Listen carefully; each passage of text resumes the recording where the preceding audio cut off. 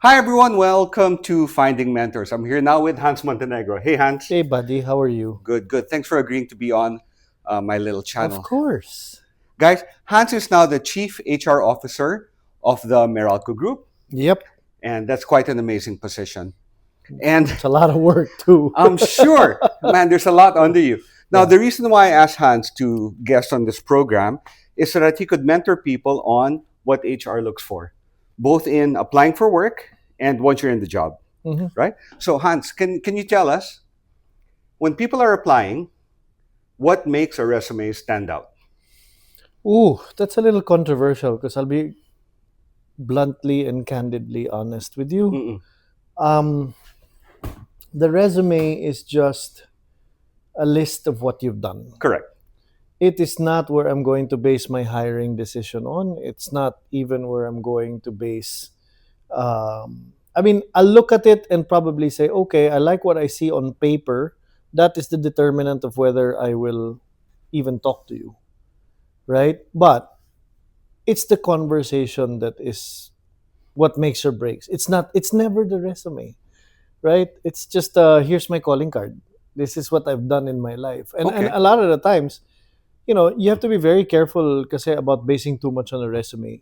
Some resumes you have somebody who's been in a company 10 years and you think, wow, loyal. Yeah. Then when you talk to them, you realize, they're gun shy pala and they don't like getting out of their comfort zone. That's why they've been there 10 years. But what gets a person to the interview to begin with? Well, obviously, you do a quick scan. Like if Yeah. I'm hiring for a marketing person, I need to obviously see some marketing experience there. Yeah. But beyond just, okay, I worked in so and so company in marketing, like what did you do in that role? Were you an owner of certain things, or were you the sort of just order taker of somebody above you, right? And you can tell that from the resume and how Usually, they. when you look at words, I mean, they're getting better at writing it now thanks to AI, right? But Right. usually it's like led, owned, responsible for, That's a good tip. and then when they put numbers, that means Ah, that, let's work on the assumption that it that's a good is tip. true, right? Let's work on the assumption. Let's be optimistic. People are inherently good. That the numbers you're putting there, that tells me you're not afraid of committing and putting your neck on the line for a target, Okay. right? Whereas if it's all flowery and all of this na parang responsible for improving what? And by what measure? I thought the first thing you were going to say was a good picture. Nope. Nope. You don't look at the picture even. This is 2026, man. I haven't hired anyone, so You're not supposed to put your picture is anymore. that how? Okay, I haven't had a job in 30 years. So I don't know. Yeah, So you don't put your picture. so Okay. actually, yeah. I mean, traditional hiring will tell you dapat may picture yan or whatever. Right. If you're talking about global common practice now, Ah. there is no picture. Right. There is an email address. Okay. I do not need to see your home address. I shouldn't. I No. shouldn't because data privacy, Yeah. right? You can list your educational background. I guess the term people use now is if you're super woke, you don't even have to put the year you graduated. Because there's supposedly this Wow. stigma na they'll see when you graduated and they'll be able to calculate, this person's over 50 na pala. Ageist. Yes. So, in global standards in the market, in the job marketplace, what they want the person reading the resume to focus on is the actual work experience. Mm. I Okay. shouldn't care how old you are. I shouldn't care how you look, right? I shouldn't care if you put your resume on nice stationery paper that smells good, right? It should really just be this is me, Yeah. this is what I've done, and I believe I'm qualified for this role. That's what the resume is supposed to speak up. My take with what you said though, those words, I led, I owned, I owned, responsible for, responsible. yeah. That's a really good tip. That really sticks out to me. When a person is preparing their resume, do you have any advice on what they should focus on? Yes, it is. You have to hit that sweet spot between capturing what you've done and boring the hell out of me with 5 pages of your life story. I don't need that. 1 to 2 pages max. Yeah. I mean, even if you've had a 20-year career, Yeah. right? And I've seen some really good resumes where, yes, they've had a 25-year career, but the accomplishments were bulleted and succinct. And remember, That I'm one. not going to read that and make my hiring decision based on your resume. Yeah. So don't send me a novel, Yeah. right? Send me enough to pique my interest, Yeah.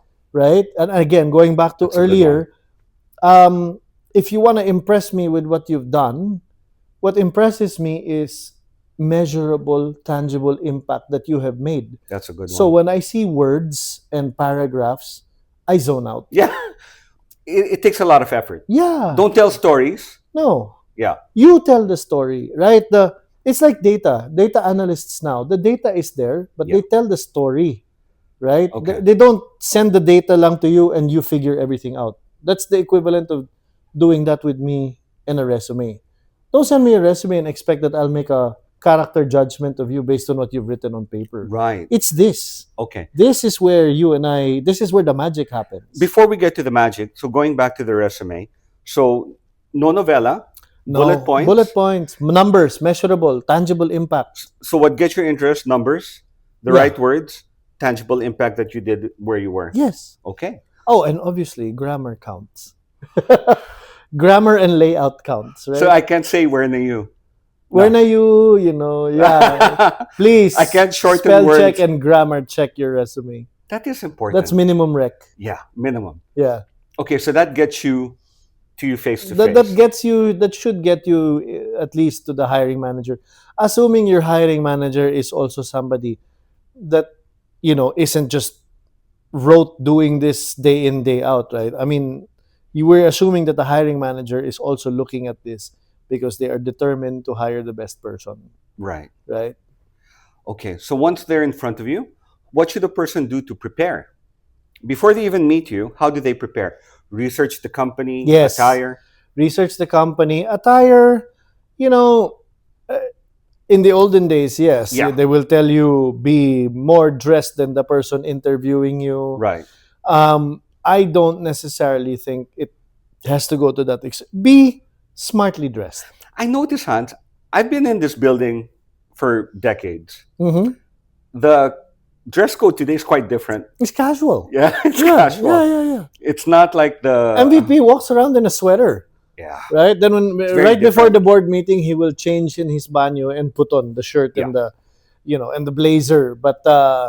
But for the most part, I think the pandemic had a lot to do with that.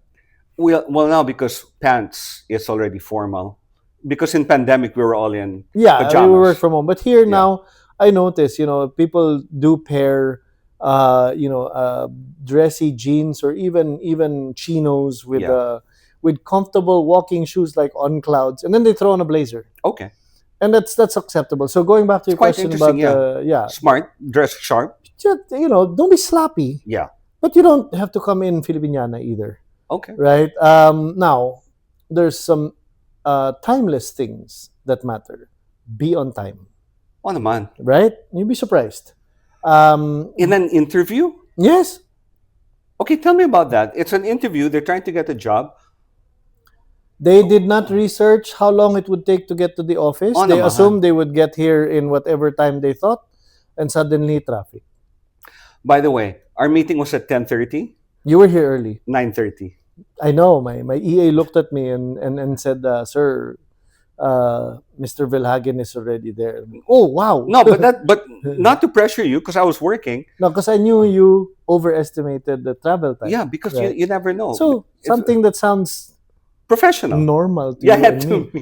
It's not common sense is that not always the most common of the senses, right? In a So, job interview. a job interview. So be on time. Yes, research the company. Yeah. Research the leaders. Research the performance Mm. of the company, right? I mean, there's a lot of stuff you can pick up out there anyway. What are the common questions you ask when you're hiring, when you're in the actual interview? Well, this is where I eyeball your resume, and I will basically say, let's say for the sake of argument, you've been in your company for the past 7 years. I've seen the trajectory of promotions. Okay. why are you now looking to leave? Because I know this company, and they Oh, reward loyalty and they oh, reward longevity. okay. And surely somebody like you who's been promoted 4 times over the last, let's say, 8 years, is on some kind of leadership track. Mm. Why would you walk away from that? So, What's a good answer? What's a bad answer? um, well, I guess a bad answer is I guess I'm looking for something different. Parang, come on, man. But a good answer would be yes, I am on. A good answer would be an honest one. Yes, I am on a leadership track. To An be honest one. Yeah. Yes, yes, I am on a leadership track. Yes, they have taken care of my career. But quite frankly, when I look at how the business has evolved, the direction it's taking, um, I there's something inside me that's telling me that maybe it's time for a change of scenery or an environment, and maybe Okay. I can take my skills elsewhere. Okay. So be honest, right? Yeah, because when they're honest in the interview, they'll be honest when you're working with them. Exactly, And when exactly. they're giving you bola in the interview, you can't deal with bola when you're Okay, working. since we're talking about mentoring, and whoever's gonna watch this, You can talk to me. get out, get this out of your vocabulary during an interview. When they ask you a question, never say, "Can I be honest?" Honestly speaking, I'm like, no, fool, I want you to lie. Diba? Parang Okay, get that's a that. I good. mean, maybe it's a nervous tick. It's a Maybe cultural it's a cultural phrase. thing. It's a cultural But phrase. really, you're gonna ask your interviewer if you can be honest? I really? Come on. And I guess that takes me to another thing. Do you prepare for your interview? Like, do you talk Yeah, in the mirror? Do you look at your resume? Do you actually say, okay, if they ask me, like me, yeah. in the early part of my career, I jumped every 2.5 years. So I always prepared for the question, well, you've moved 4 or 5 different companies in the last how many Yeah. years? Why is that? You were Right? pirated though, no? I mean, you were pirated, pirated, pirated. It was a combination of pirated, but I also came to the conclusion, and you know what? This is also something you have to remember. You are responsible for your career, not your boss, True. right? That's a So good point. you and only you should be spearheading your personal career development. Seek out these opportunities. If you have a boss who supports it or sees something in you, that is a bonus. If you have a company that has a fantastic career development process, that is a bonus. But you are the person in the driver's seat, right? And then I've had about 2 companies where I thought that is where I wanted to be. And a lot of times, people are afraid to admit, oh God, this was a wrong decision, this was a bad fit. And then they're like, Jahe naman. People will say, I didn't even stay here for That, like 18 months or a year, di ba? Parang, yeah, you know what? Jahe to who? yeah, Who are you so afraid? Whose opinion are you so afraid of? As opposed to what? You will stay where you're unhappy. You will stay where you're not getting your development. Now, there's a sweet spot there, huh? yeah, Don't up and walk out after 6 months unless they're abusive. Don't tolerate that. yeah.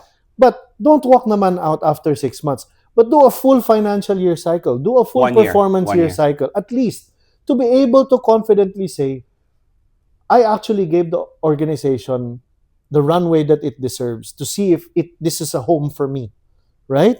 But after a while, if you realize, no, it's a poor fit of culture. Don't ever be afraid. And we say this in corporate: fail fast and fail cheap, Yeah. right? So Business too. That's what course I feel. correct, course correct as soon as you can. But again, there's that sweet spot. Don't I mean 6 months you're impulsive, 'di ba? 2 years parang okay. I think you were fair to the company. That's important because when I'm reviewing it, like, why were you only in this company for 2 years, right? And they'll say, well, they hired me for this particular role. When I got there, they added 2 3 more different Okay. tasks. I proved myself, but they didn't exactly adjust comp, right? So I listen, and then I'm like, okay, it sounds like you gave the company a chance, and they just completely did not deliver on their promise to you. So I respect that you got out when you could, right? Because that happened to me. I worked in a company, I gave it 18 months, and then I realized I can stay here, but every day I'm here, I'm gonna be swimming upstream. Mm. Is this really where I wanna make write the next chapter of my career. And I said, even if I do swim upstream, how much of the needle will I be able to move?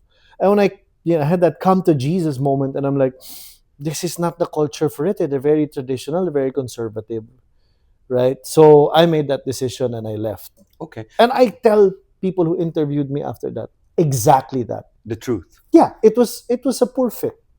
Because when I asked you if we could do the interview, I was talking about business and career advice given on TikTok, social media, Mm, and I was saying that people are advised to jump every 2 years. Maybe you jump 2 years if you feel like you're not a fit. But when you see that on a resume that people are jumpers, does that stand out to you? Is it a red flag, or do you go deeper like you did I just always now? go deeper because I came from that. Yeah, Like, yeah, there I was trying to find a company where I could build my career and see a fairly clear trajectory. yeah. And to a certain degree, well, piracy got in the way. I got pirated a couple of times, so it seemed like the right time.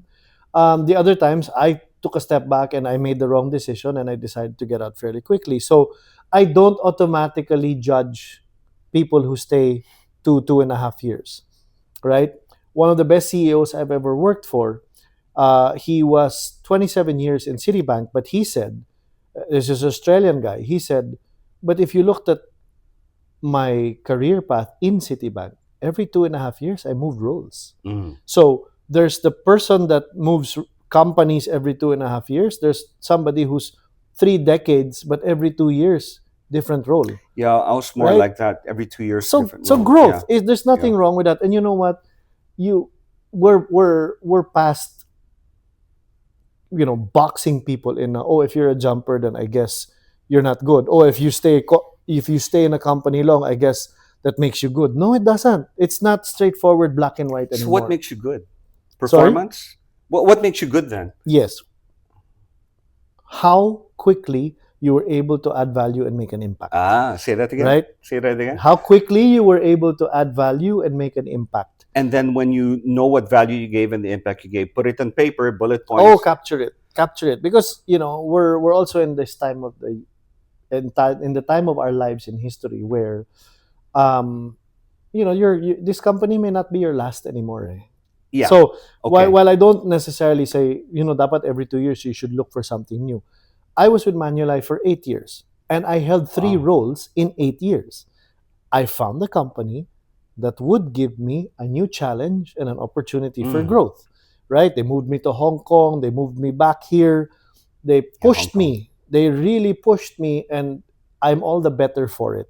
They threw me in the deep end, and as long as I was willing to learn and wasn't afraid and wasn't, addicted to my comfort zone, the learning that I got from being open to new stuff was immeasurable. Okay. As we wrap up part one, we're going to have part two. What do you see on social media in terms of advice that you think is good and bad? Have you seen anything that you could point out? Listen to that or don't listen to that? Because most people are getting their mentorship from TikTok. Mm, okay.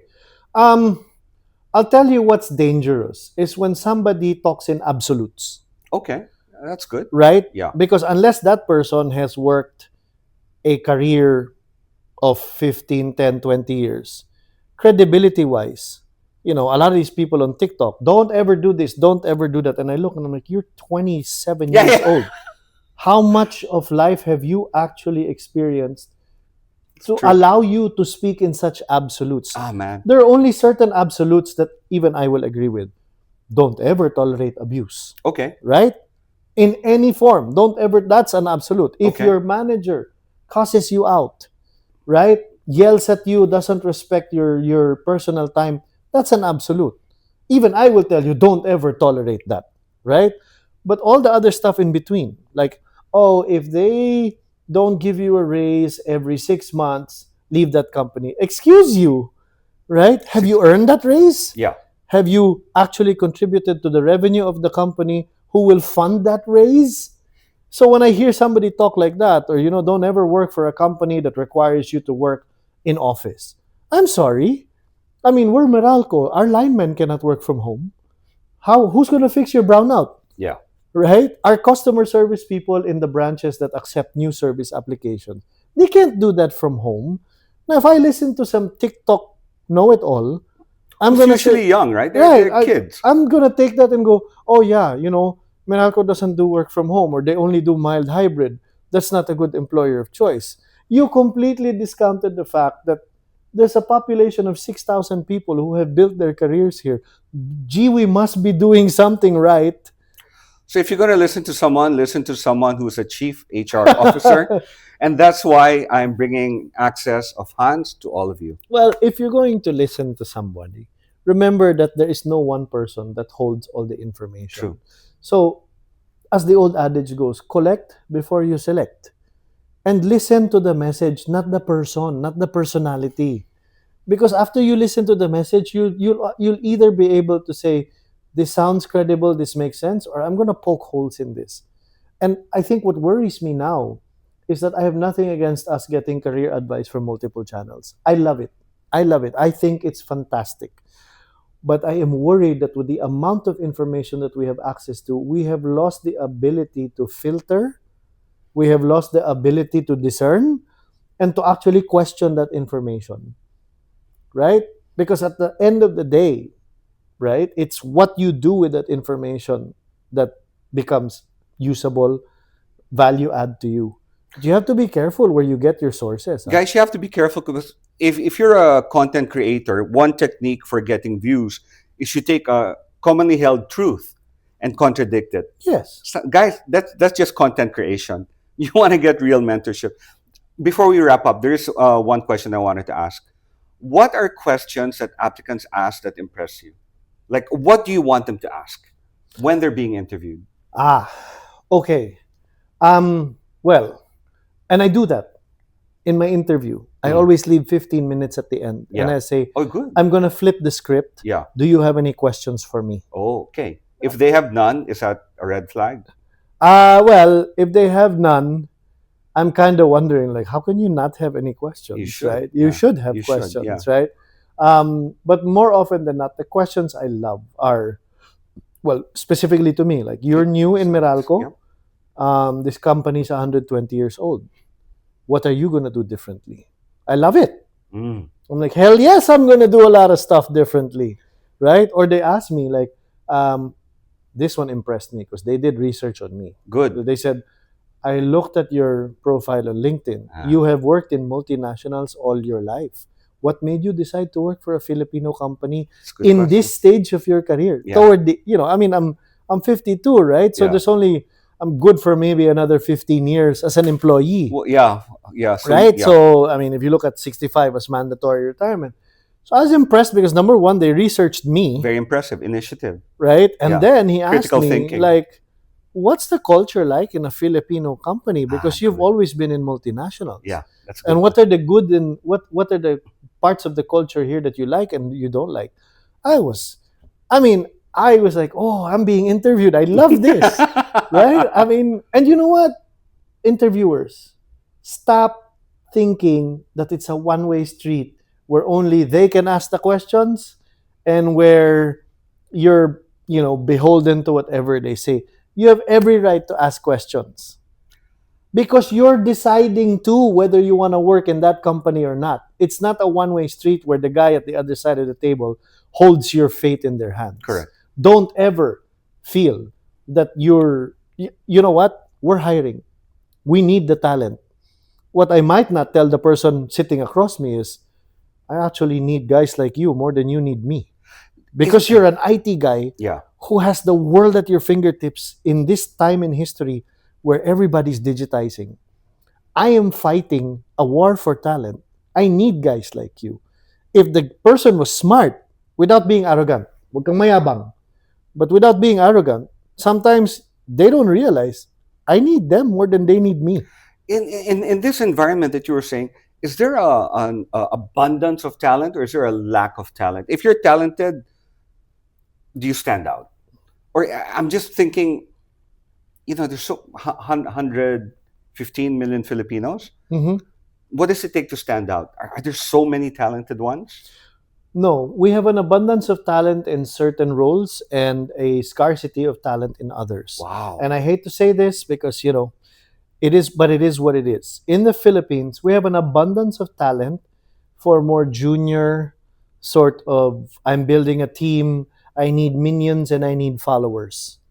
And unfortunately, in the Philippines, we're darn good at following, Wow. right? When I start looking for people that are decision makers, creators, IT guys that have the niche skills that really will create something new in AI or whatnot, I do start to find a very shallow pool. Yeah. Not because we don't have them, but because other countries have already found them before me, Wow. right? So I'm trying Wow. to attract people back, because I also want to kickstart the digital transformation of a company as traditional and old and historical as Meralco.